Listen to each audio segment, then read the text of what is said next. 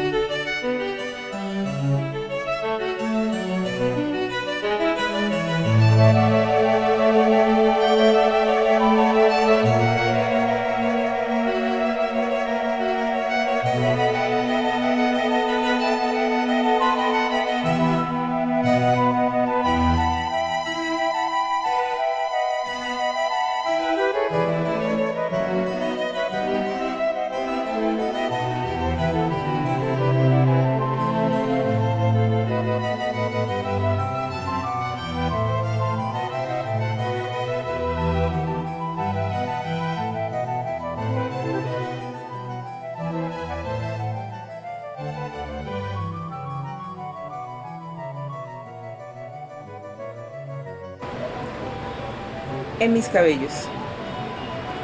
En mis cabellos hace tanto que murió el silencio, y en su lugar una bandada de pájaros, de vocingleros cuervos iracundos, se abrió paso como tormenta corriendo por los montes, por los riachuelos secos, por los caminos polvorientos en los que habita la historia. En mis cabellos, el rumor del mar se encrespó en caracolas para brotar como flor salvaje y trepar al sol, donde las diosas guardan las viscosas aguas de sus sexos, esas aguas que luego vierten como miel en nuestras bocas vestidas de aguacero.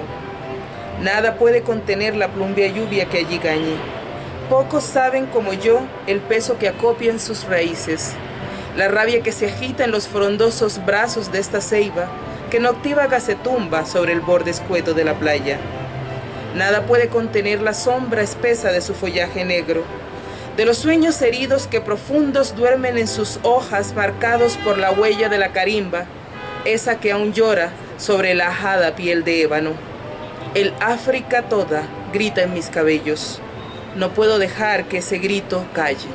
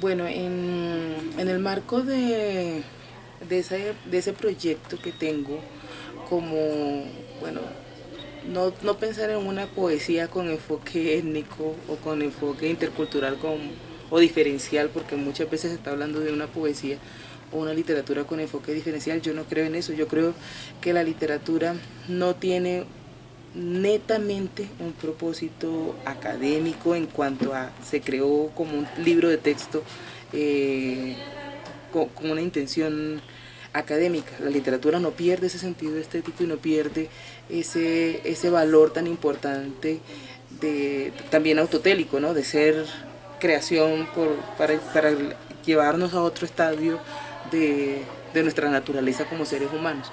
Entonces, yo no le pondría esa etiqueta, pero sí creería que es importante que las personas que hemos estado ausentes de los procesos literarios porque se nos ha invisibilizado, seamos visibles en estos procesos de creación. Entonces, en ese marco de hacer visible lo que ha estado presente pero ha sido invisible, hemos venido liderando con varias mujeres negras un movimiento de escritoras para hacer visible nuestra presencia en las letras, no solamente colombianas, sino latinoamericanas, e incluso mundiales. Entonces, ahora, por ejemplo, tenemos un proyecto pues, empezó como un proyecto de mujeres poetas afro-latinoamericanas, y ya estamos hablando de poetas negras del mundo porque tenemos algunas poetas que son de España, otras que son de Senegal, de Italia, bueno, y además de Estados Unidos y de varios países de Latinoamérica. Y con este proyecto que ya nos van a publicar una antología ahora en México, con varios de nuestros poemas, y posteriormente va a salir una colección completa con un libro de cada una de nosotras.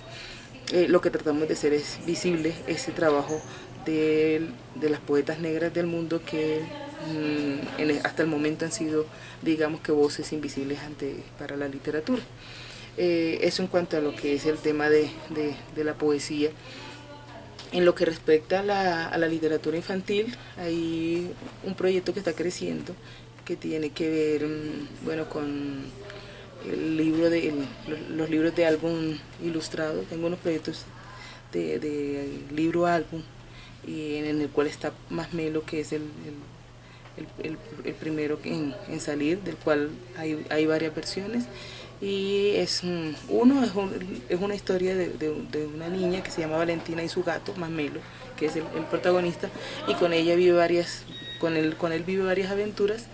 Y la idea de Masmelo es mostrar una historia que puede tocar a los niños de cualquier naturaleza o de cualquier escenario cultural.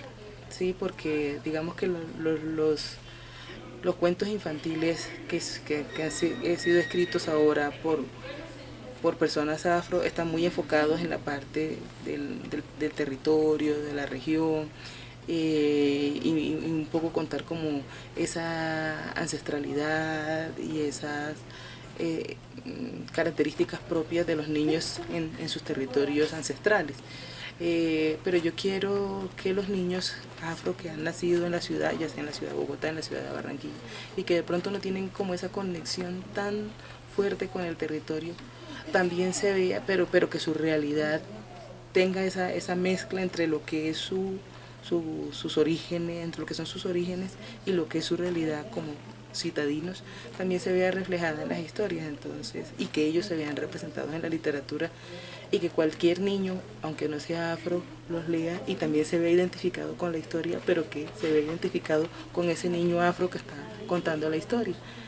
Entonces es como el proyecto que tengo con Masmelo, que va más allá de un tema solamente étnico, va un poco más ligado hacia de qué manera, así como los niños afro han visto sus historias en las historias de los otros, ahora los niños que no son afros puedan verse reflejados por compartir la misma historia que un niño afrodescendiente que es quien está relatando la historia, como es el caso de Masmelo. Entonces ese es uno de los proyectos que tengo. Y bueno, sigo con mi proyecto de poesía para niños, ¿no? Que ha estado un poco abandonado el proyecto. Las editoriales dicen que los niños no leen poesía. Yo sigo con la obsesión de que si a los niños les gusta la poesía y hay que escribir poesía para ellos. Entonces tengo el proyecto de los poemáticos, que son los poemas matemáticos, y el proyecto de los poemas de colores para niñas, que no son flores, para también romper un poco como esa visión de qué tipo de poesía estamos generando para los niños, o qué tipo de texto estamos generando para los niños, sin que eso implique pues como tal un enfoque de género, pero sí rompiendo un poco los estereotipos que a través de la misma poesía y de los cantos y de las rondas infantiles se le ha ido inculcando a los niños frente a los roles de género. Entonces es un tema allí un poco diverso, y también tratando de romper como los paradigmas de lo que se ha escrito en poesía, tanto para niños como en cuanto a la poesía femenina. Esos son los proyectos que llevo en el presente. Un poema a Minelia. Gracias a Jorge Eliezer Pardo por regalarme este hermoso personaje. Yo surgí del río. Me adornaron caracoles en la cuna. Los arrullos del monte me mecieron en el borde ocre de la playa. Negra nací, negra. Negra como la manigua oscura que engulle hombres y devuelve monstruos. Negra como el cielo embosado de presagios que anuncia tormentas de fuego en las que yacen escritos nuestros nombres. Soy la madre de los negros del atrato, la cantaora de los muertos, la que cura heridas de bala con aguasal. Muchos creen que ya estoy muerta, yo misma no puedo saberlo. Desde ese día en que irrumpieron en la iglesia, los buitres arrancaron más que nuestros cuerpos. Todavía recuerdo el temblor de mis manos, tratando de poner cada cabecita con cada uno de los torsos destrozados. Yo los conocía a todos, eran mis niños. Tenía grabada en mi memoria sus sonrisas, sus 48 cuerpecitos abrazándome, jugueteando y haciéndome cosquillas. Como pude, armé de nuevo cada brazo, cada pierna, cada mano, tratando de enterrar completa la vida que la infamia nos había quitado. Los envolví en sábanas y los lavé con llanto. Nunca antes sentí que había perdido tanto. Ahora vuelvo al río, a lavar mis recuerdos en las piedras y escuchar el concierto de los grillos para llenar la oquedad de mi existencia. Nada podrá borrar las marcas de la guerra, ni arrancar los miedos que llevo por vestido. Solo el perdón puede traer quizás algo de olvido y no perder así las ganas de soñar en esta tierra.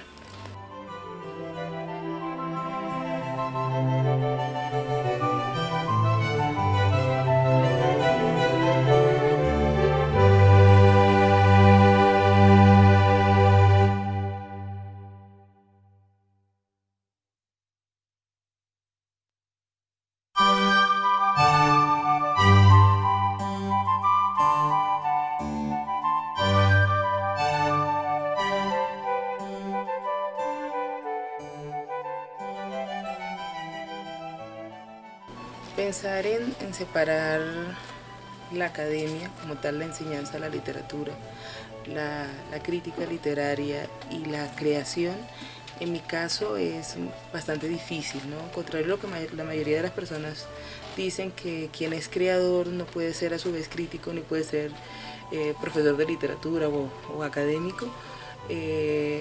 Yo pienso todo lo contrario, porque en el momento en que yo creo, si bien es cierto, soy, digamos que consciente de una realidad, o sensible más que consciente, bueno, también consciente, pero sensible a una realidad que me toca, que me permea, que está todos los días conmigo y la cual yo recibo desde diferentes ángulos, al momento de crear, de tomar todas esas imágenes, de tomar todas esas sensaciones y plasmarlas, yo no solamente juego con las palabras y juego con las imágenes, sino que además sé cuál es la intención de esas palabras, cuál es la intención de ese mensaje, y tomo como referencias esas otras voces que he escuchado al momento y que he leído al momento de plasmarlo en mis obras. Entonces soy cuidadosa con el uso del lenguaje, soy cuidadosa con el uso de la palabra, le doy mucha importancia y mucho respeto a la palabra, a las imágenes, a cada una de las etapas del momento de creación. No lo hago de manera espontánea y desordenada, sino que procuro ser bastante organizada, metódica. Es justamente por esa influencia que hay de la crítica literaria frente a lo que es la calidad de una obra, la calidad estética de una obra, lo que es digamos que la responsabilidad que uno tiene como autor también frente al lector, frente a las personas que van a conocer su obra. Entonces esa parte de crítica influye mucho en mí, y al mismo tiempo como creadora yo no solamente trato de plasmar una realidad, sino trato de que mi obra sea una catalizadora y sea un vehículo, sea un medio a través del cual o por medio del cual pueda también dejar sembrado en otros esa visión de mundo que yo tengo y ese propósito que yo tengo de transformar a través de la palabra.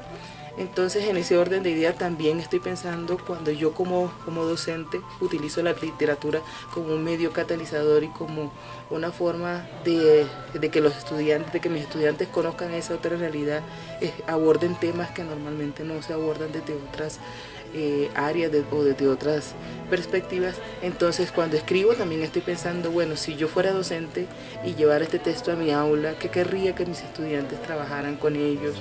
¿Qué querría que ellos lograran interpretar o leer o hacer a partir de esta literatura? Entonces, realmente no se trata de que sea una literatura panfletaria como muchos pueden creer, porque lleva inserto un mensaje o lleva inserto un propósito. Yo creo que la literatura tiene una función social y uno no lo puede dejar de lado al momento de crear. Entonces, esa convergencia de esa docente que quiere dar un mensaje y que no solamente lo hace a través del ejercicio de la docencia y del análisis de los otros textos, de los otros autores, sino que también al momento de crear lleva esa puesta en escena a su obra, junto con esa lectora crítica que analiza los autores, analiza las obras y busca en cada una de ellas esos propósitos creados, esa importancia del lenguaje, esa riqueza de la palabra y todos los elementos que confluyen en la palabra al momento de hacer el análisis, también vienen para hacer más consciente el proceso creativo, el proceso de escritura. Entonces, no podría decir que del todo cada una de esas personalidades que hay en mí o esas funciones que cumplo socialmente se separan al momento de crear. Creo que las tres confluyen perfectamente y que se materializan en el momento mismo de la creación de un poema o de un cuento, de una historia, porque representan lo que yo soy, y eso es lo que hace el literato, ¿no? Representar, plasmar en su obra su propia identidad, su propia razón de ser, su pensamiento, y dejarlo como un legado para los demás. Canto a mis raíces. Con la luna a las espaldas, rompiendo la medianoche, los ojos lámpara en vilo, las sandalias al galope. Corre mamá a la canoa, al otro lado del monte, donde un clamor lastimero retumba cual rayo insomne. ¡Ay, mamá, corre que ahí viene! Ya se asoma la nalga morá. Apura, apura que el tiempo abruma, sobos y hierbas tenés que dar. Tú no estudiaste para ser doctora y has recibido ya un centenar. Media vereda nació en tus manos cuando no había ni luz ni gas. Corre, mamá, mi negra hermosa, que otro negrito ya va a llegar. Y en los albores del monte fresco, tu herencia negra gritando está.